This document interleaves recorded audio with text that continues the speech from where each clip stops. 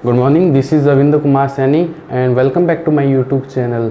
So I hope you appreciate the rules given by the Indian government in the lockdown.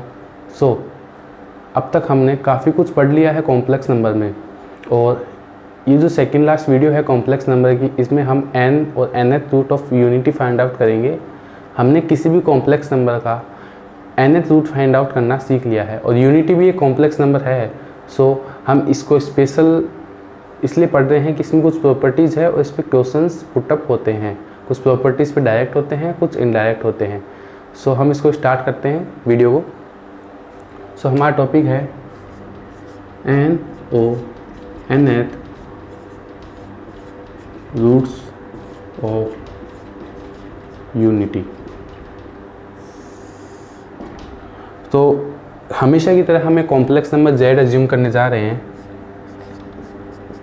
x plus iota by, इसको हम दूसरी form में polar form में लिखेंगे, mod z cos theta plus iota sine theta, and इसको हम जो हमारे एक्सपोनेंशियल फॉर्म है r e की पावर आयोटा थीटा, इसमें mod z equal to root of x square plus y square equal to r है। ये हमें कॉम्प्लेक्स नंबर में सीख चुके हैं बहुत पहले। अब हम जो हमें फाइंड आउट करना है वो ये है z की power n minus 1 equal to 0, z की power n equal to 1। So हमें फाइंड आउट करना है z, हमें nth रूट किसका फाइंड करना है, यूनिटी का।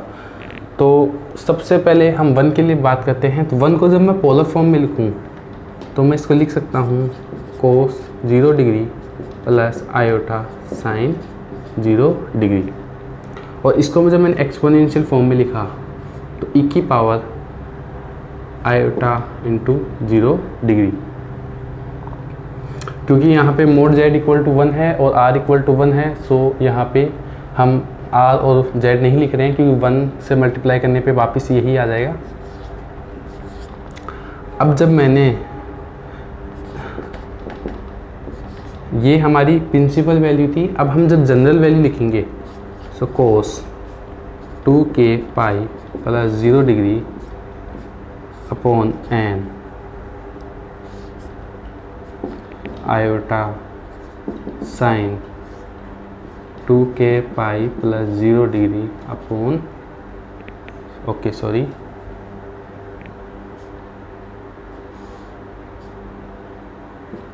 e की power iota 2k pi plus 0 degree upon.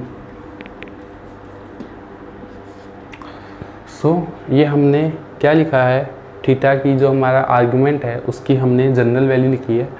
सो जब दोनों साइड मैंने पावर जब 1/n की, तो मुझे यहाँ पे कॉम्प्लेक्स नंबर z आ चुका है, और यहाँ पे जब मैंने पावर 1/n की, यहाँ पे पावर जब मैंने 1/n की, तो ये डायरेक्ट इसके डिवाइड में चला गया। एंड यहाँ पे जब डी मूवियर्स थ्योरम लगा दी हमने, तो हमें क्या ऑब्जर्व हुआ, cos 2k pi upon n plus iota sine 2k pi upon n equal to e की power iota 2k pi upon n। तो ये हमारा z आ चुका है, यानी nth रूट ऑफ आइडेंटिटी आ चुका है। अब हम इसके बारे में कुछ और बात कर लेते हैं।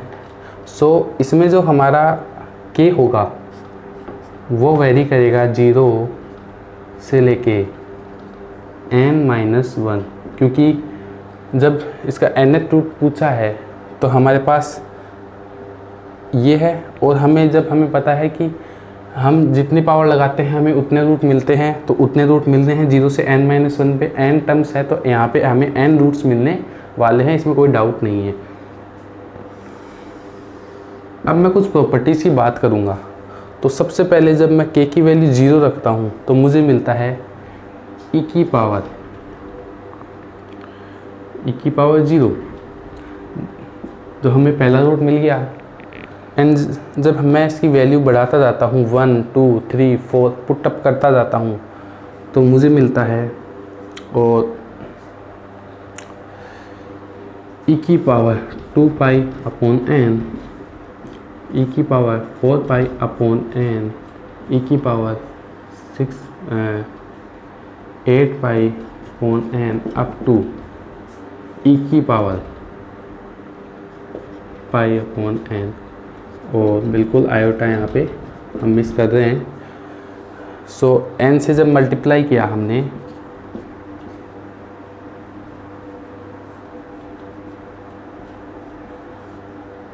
तो ई की पावर 2 पाई अपॉन एन, जो हमारी लास्ट टर्म है वो हमें ये मिल रही है। एंड ऑफकोर्स आयोटा यहाँ पे आएगा। तो हमने जब इसमें सीक्वेंस ऑब्जर्व किया तो हमें मिला कि ये क्या है, ज्योमेट्रिकल प्रोग्रेशन में है, ये जीपी में है। जितनी भी रूट्स ऑफ यूनिटी आ रही हैं वो सब किस में है, वो सब है जीपी में। तो हमारी प्रॉपर्टी नंबर 1,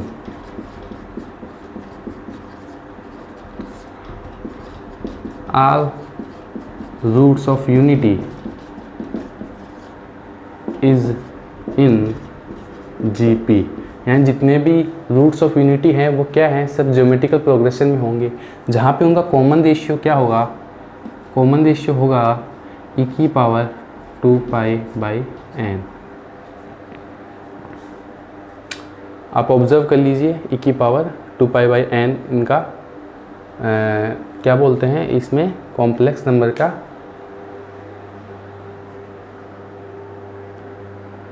तो हमें कॉम्प्लेक्स ये जो है हमें कॉमन रेशियो मिल चुका है, जो कि कॉमन रेशियो किसके इक्वल है, ई की power 2 iota pi upon n के इक्वल है। और इसको मैंने एक नाम दे दिया अल्फ़ा। सो हमारी पहली प्रॉपर्टी तो ये कहती है कि जितने भी रूट्स हैं वो सब किस में हैं, ज्योमेट्रिकल प्रोग्रेशन में। जो हमारी सेकंड जो प्रॉपर्टी है वो काफ़ी इम्पोर्टेंट है, डायरेक्ट क्वेश्चन वहाँ से बन सकता है एक सिंपल नंबर का। सो हमारी प्रॉपर्टी नंबर सेकंड,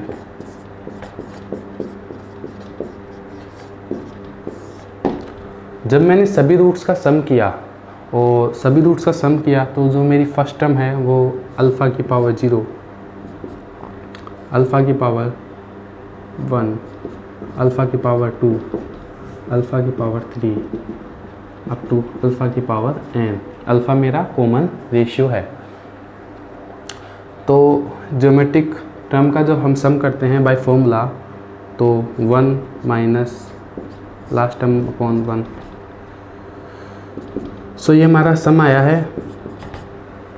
और अल्फ़ा की पावर n, जब मैंने अल्फ़ा की पावर n की तो मुझे मिला 1 माइनस ई की पावर 2 पाई iota upon n into n। सो n से n कैंसिल और 1 माइनस अल्फ़ा। सो ई की पावर 2 पाई जो कि 1 होता है। सो 1 माइनस 1 अपॉन 1 माइनस अल्फ़ा। सो ये किसके इक्वल आया, 0 के इक्वल आया। तो मेरी सेकंड प्रॉपर्टी ये कहती है कि सभी रूट्स का सम करते हैं यूनिटी में तो वो क्या आता है, हमेशा 0 आता है। ये सिंपल सा क्वेश्चन बन सकता है। जो हमारी थर्ड प्रॉपर्टी है उसके लिए हमें एक डायग्राम बनाना पड़ेगा। तो हम थर्ड प्रॉपर्टी के लिए हमें आर्गन प्लेन शो करना पड़ेगा।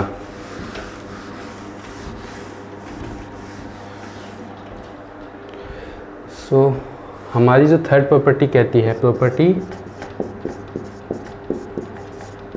3, जो हमारे सारे रूट्स हैं यूनिटी के, उनको अगर मैं आर्गन प्लेन पे लोकेट कर दूं तो वो सभी एक सर्कल पे लाई करेंगे और वो इक्वली एंगल बनाते हुए उस सर्कल पे लाई करेंगे।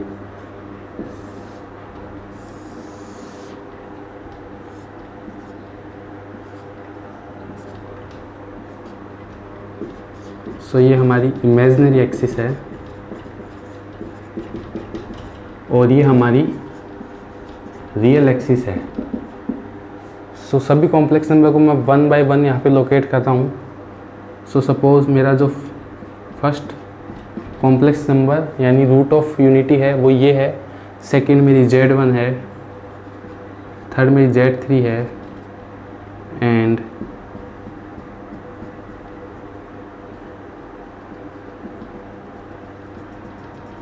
बाकी मेरे जितने भी यूनिटी के रूट्स हैं वो सारे इसी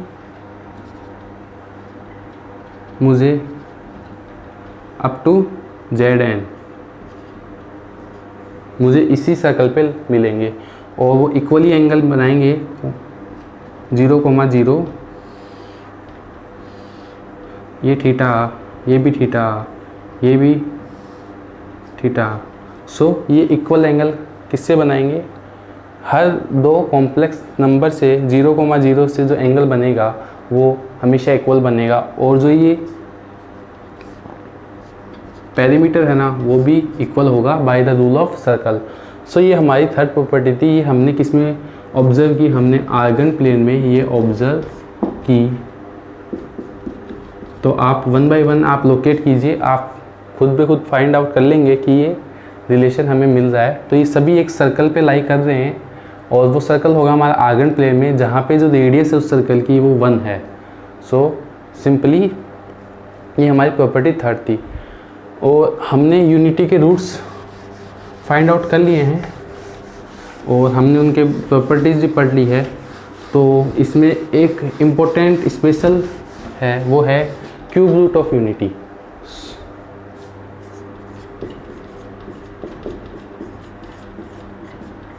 क्यूब रूट्स ऑफ यूनिटी, तो क्यूब रूट्स हम पढ़ लेते हैं साथ के साथ। So Z cube equal to 1, so Z equal to 1 omega and omega square. ये हम पहले वीडियो में पढ़ चुके हैं, लेकिन इसका प्रूफ अब हम इस वीडियो में देखेंगे कि 1 ओमेगा एंड ओमेगा स्क्वायर ही क्यों आता है। तो हमें पता है e की पावर 2k पाई आयोटा अपॉन n, ये होता है z और यहाँ पे n इक्वल टू 3 है, n इक्वल टू 3 है। सो हमें जो कॉम्प्लेक्स नंबर मिले वो e की पावर 2k पाई आयोटा अपॉन 3, जहाँ पे हमारा k वेरी करेगा 0 to 2 तक। सो 1 बाय 1 मैं इसे पुट कर रहा हूँ, तो 0 पुट करने पे मुझे e की पावर 0 मिला जो कि 1 है। तो हमारा सेकेंड रूट में जब हम 1 पुट किए तो e की power 2 pi iota upon 3 and जब मैंने e की पावर k का वैल्यू 2 पुट किया तो e की पावर 4 पाई आयोटा अपॉन 3। सो हमारे पास एक एंगल है 2 पाई बाई 3 एंड एक एंगल है 4 पाई बाई 3 और इसको जब मैं पोलर फॉर्म में चेंज करके और मैं इसको जब सिंपल फॉर्म में रखूँगा, यानी इसको मैंने पहले पोलर फॉर्म में चेंज किया, ये अब एक्सपोनेंशियल फॉर्म में है, फिर इसको हमने कार्टेशियन फॉर्म में जब चेंज किया तो कार्टेशियन फॉर्म चेंज करने पे हमें डायरेक्ट ये 1 omega and omega square observe हो गया। तो ये सिंपल है, आप इसको चेंज करना बहुत इजीली जानते हैं और यही इसका प्रूफ है। तो उम्मीद करता हूँ ये वीडियो आपको काफ़ी अच्छी लगी होगी और आप घर बैठे इन वीडियो को अच्छे से समझ रहे होंगे और आप लॉकडाउन का अच्छे से पालन कीजिए। हमारी वीडियो को लाइक कीजिए, सब्सक्राइब कीजिए, कमेंट कीजिए कि आपको ये वीडियो पसंद आ रही है या नहीं, आपको ये टॉपिक कैसा लग रहा है और कॉम्प्लेक्स नंबर आपको काफ़ी अच्छे से समझ आ रहा है या नहीं। धन्यवाद।